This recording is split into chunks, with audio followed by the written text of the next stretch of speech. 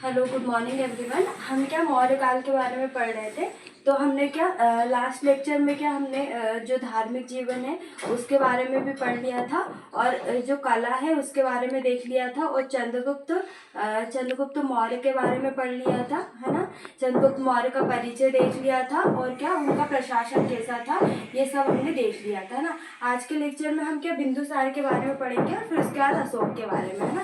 तो बिंदुसार का जो टाइम पीरियड है वो कब से कब तक का 298 BC से 273 BC तक इनका कार्यकाल रहा था।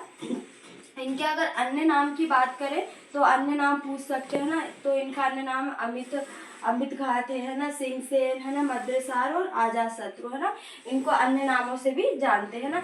इनके जो साम्राज्य विस्तार है, साम्राज्य विस्तार में जैसे चंद्रगुप्त मौर्य का साम्राज्य विस्तार था, उसके बाद बिंदुसार ने इसमें कोई भी ज़्यादा हस्तक्षेप नहीं किया। हमको ज़्यादा फिर जो साम्राज्य विस्तार है वो अशोक के समय देखने को मिलता है।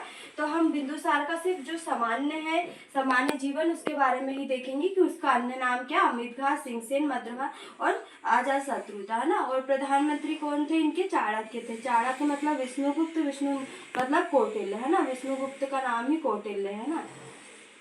और इनकी मृत्यु कब हुई थी, 273 BC में इनकी मृत्यु हुई थी। इनको क्या बोलते हैं, जो बिंदुसार को पिता का पुत्र बोलते हैं और पुत्र का पिता बोलते हैं। मतलब जो पिता का पुत्र है, मतलब चंद्रगुप्त मौर्य क्या था, पराक्रमी और पराक्रमी राजा थे।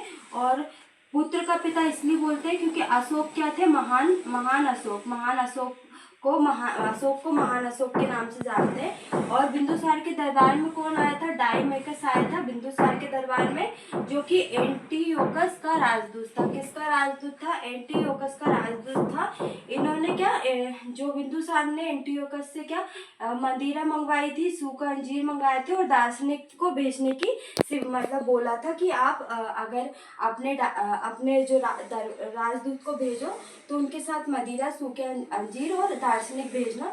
पर जो एंटियोकस है उसने दार्शनिक नहीं भेजे, सिर्फ 2 मदिरा और सूखे अंजीर भेजे थे, है ना। और दिव्य वादन के अनुसार क्या, तक्षशिला के जब आक्रमण हुआ था तो बिंदुसार ने किसको भेजा था, अपने पुत्र अशोक को भेजा था। किसको भेजा था, अशोक को भेजा था। इसका वर्णन किसमें किया गया है, दिव्य वादन में इसका वर्णन किया गया है। हम अब नेक्स्ट हम अशोक के बारे में पढ़ेंगे। तो इनका कार्यकाल 273 BC से 232 BC तक इनका कार्यकाल रहा। 273 BC से 232 BC तक इनका कार्यकाल रहा, है ना। तो क्या जो बिंदुसार है उनकी कितनी 16 पत्नियां थी, कितनी पत्नियां थी, 16, जिसमें 101 पुत्र थे किसके, बिंदुसार के, है ना। बिंदुसार के जिसमें सिर्फ केवल 3 का उल्लेख मिलता है, जिसमें सुसीम है, अशोक है और तिस्क है ना।